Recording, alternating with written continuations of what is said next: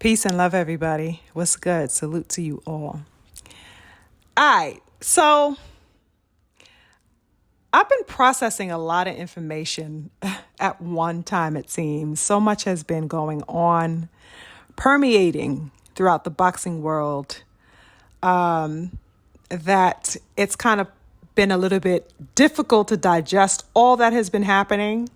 But as I said in the previous video, I did want to give a quick perspective on the Tank and Frank presser and just the dynamic that I've been seeing exchange between these two men over the past few days. It's just kind of explosive, a little bit bizarre.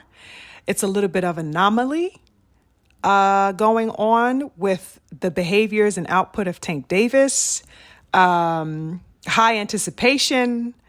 Amid everything that has been going on, this definitely stands as one of the top storylines, of course, as we are all in high anticipation for this bout between them next month on June 15th. The boxing world really hasn't let up yet. It has not let up an ounce on the drama, the scandal, the gossip, okay, the outrageous and outlandish behavior in the least bit. What is going on in boxing, y'all? First of all, 2024 started out pretty stale. Now that we are at the start of May, going into the second week of May, how explosive are things in boxing, y'all? It's getting crazy out here. What? It's like no end. But anyway, getting into it, the target of my line of fire today, of course, is once again Gervonta Tank Davis. Okay, now I had my time to settle my thoughts, I guess, about what I observed, as I said a little bit earlier, in the presser between he and Frank Martin. And all of his post interviews. I've been looking at his behavior, the antics displayed, also on the podcast, $1 Million Worth of Game. I think in a previous video, I briefed you on some of the takeaways that I gathered from these little, the presser and these little things, but I wanted to unload a little bit more because I certainly think it's worth further analysis and discussion, of course. That's what we do here. Tank's behavior was absolutely bizarre. I'll say that. It was bizarre to me. Okay, he was 100 miles a minute at the presser with he and Frank. And what's funny is that although I've been hearing myriad excuses about why this was the case from all these fanboys giving their, speculations about what this is from Tank and how this is not outside of the norm for him, even though it 100% is out of the norm. That's why I call it an anomaly. Okay, none of the delusions that I've been hearing from these sassy fanboys has convinced me a lick, of course, right? People have taken the convenient route, okay, and they've been contributing this sudden outburst from Gervonta Tank Davis, I guess, to be some, thug life expression, right? This is just some hard, tough gesturing that is just supposedly natural, and that's something that only real thugs do, and how it's not a far stretch for Gervonta to be acting out this way, and how it's completely normal, right? But to me, it appears to be quite the opposite, okay? Real talk, he looked stressed. He looked overly processed. He looked tense and nervous and quite anxious, if I'm honest. He wasn't that cool, calm, reserved, soft-spoken young cat that we are used to seeing in his pressers, completely confident, not having to say too much because the world already knows what time it is type of energy. He was the 1000% antithesis of that the other day at the presser with Frank Martin, which is what is causing me to look at this as an anomaly. Okay, it was completely the opposite of what we are used to seeing. The things he said, okay, it just exposed that to me as well. Like this level of tense, anxious energy.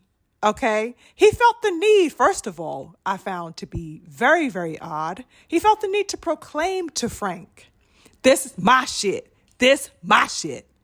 What? Who are you trying to remind, sir? Him or yourself? When the fuck have we ever heard Tank Davis having to announce something like that before? To anyone. To any opponent. When have we ever heard that before, y'all?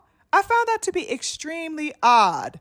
The overexerting was absolutely uncanny, and it made it seem as if he's stressed about maintaining that position. Not that he's claiming it and boasting about it, but that he seems stressed about maintaining it. Perhaps he's a bit on ice about this opponent he has in front of him. Perhaps he's realized that he's dealing with a slippery situation here when it comes and pertains to Frank Martin. Okay? At the onset of the presser, before it even really began, he ran up to Frank. Okay? And I guess this was him trying to boss up and, show dominance. But Frank didn't move an inch, y'all. Okay? He stood there and he said, I ain't none of them. And he stared that man right in the face, immovable, impenetrable, and unnerved. Okay? Frank was definitely on one for show. He was definitely on one for show. And you know what? I loved seeing this type of fire. It definitely adds heat to their storyline. It adds to the big anticipation that everybody has to see this outcome of what will become of this fight and which one of them will be left standing. So it's absolutely great to see. Another interesting part was after, the presser had finished, Frank goes over on his side. He's doing his own little thing, talking to the media, minding his damn business and addressing questions and talking to the media and all of that. And here goes this little terror, a.k.a. Chucky, as I've been calling him as of late.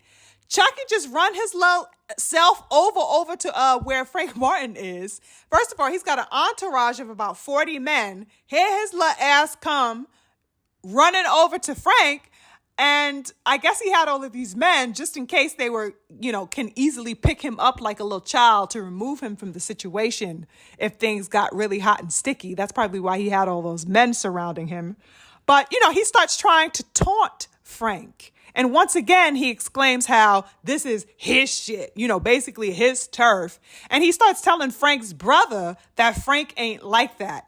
And of course, all of this is being done within the snug protection of all the people around him. Real talk, y'all. He looked like a 5th grade bully to me. I'm like, Tank, get good. Don't you got questions to answer?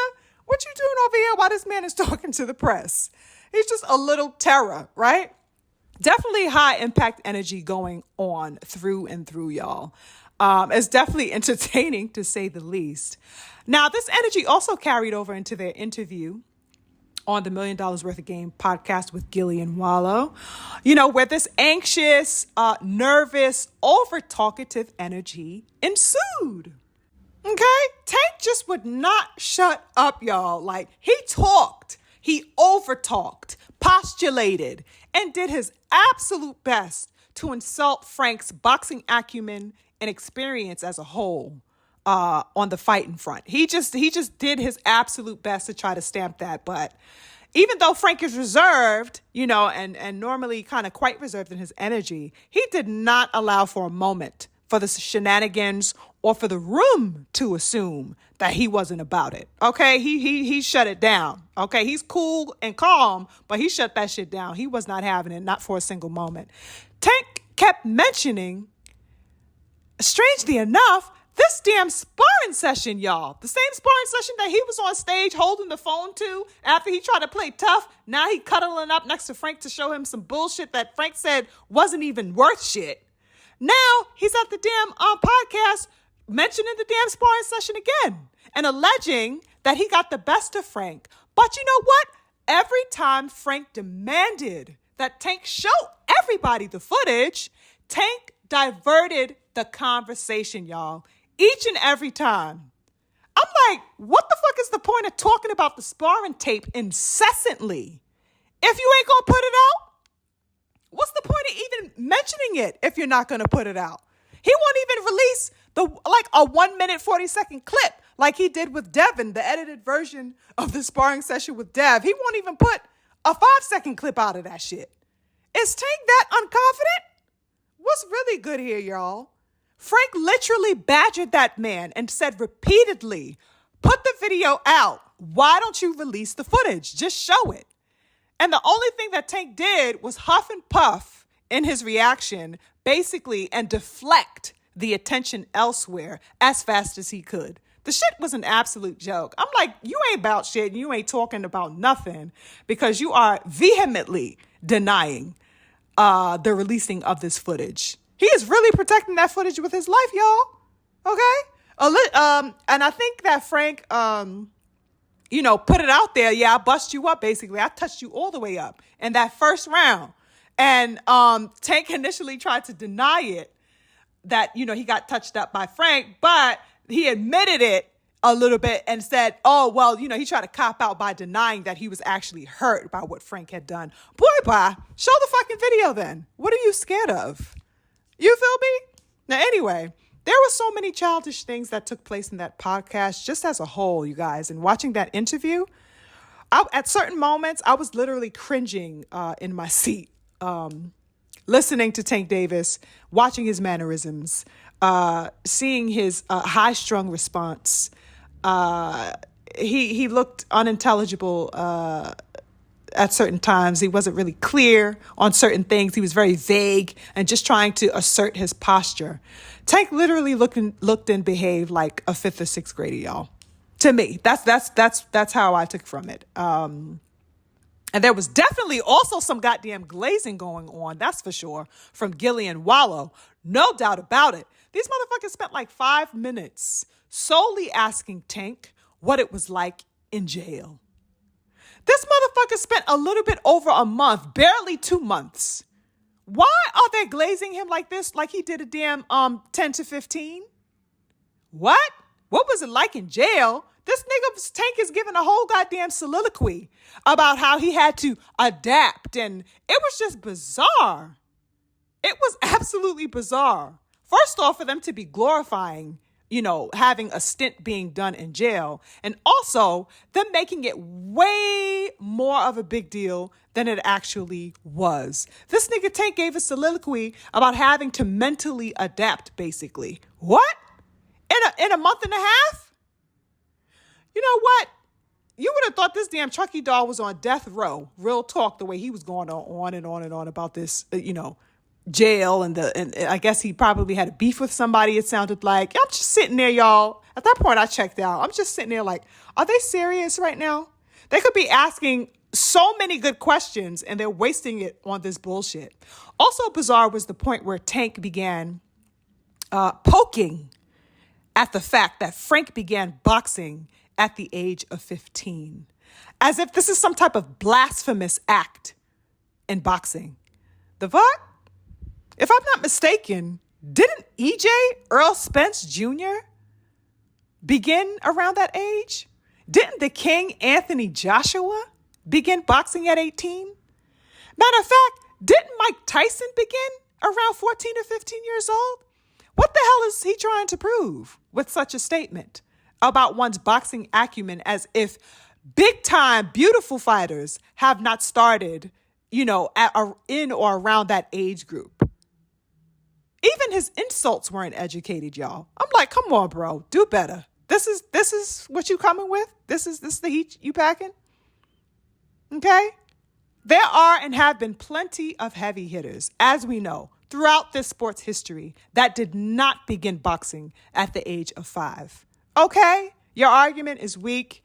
If you could even call it an argument at all. That's all I could think of when I was watching that. I'm like, bro, that's it? That's what you coming with? All right. Now, I'm sure most of you have probably seen this interview, but definitely go check it out if you haven't. It's definitely informative, I'd say, on several levels, because to me, it shows the mentality of these men and how they are each approaching the fight. Interesting to me is the fact that I think that many of these dynamics that we see exchange between them now are dynamics that can very well play themselves out during the actual fight itself, which I think is going to be very, very interesting. Either way, you guys, I am more than excited about this matchup, okay? These are two beautiful warriors in full force, and they seem ready to get at it and prove who is the best among them, which is, that's what I'm all about, okay? The warrior energy is explosive here, and I cannot wait until June 15th. This, for real, stands to be one of the best fights of the year. I have no doubt about that, you guys. I cannot wait to see these brothers in action. Anyway, that's it for me. I'll leave it here. I'm on to the next piece.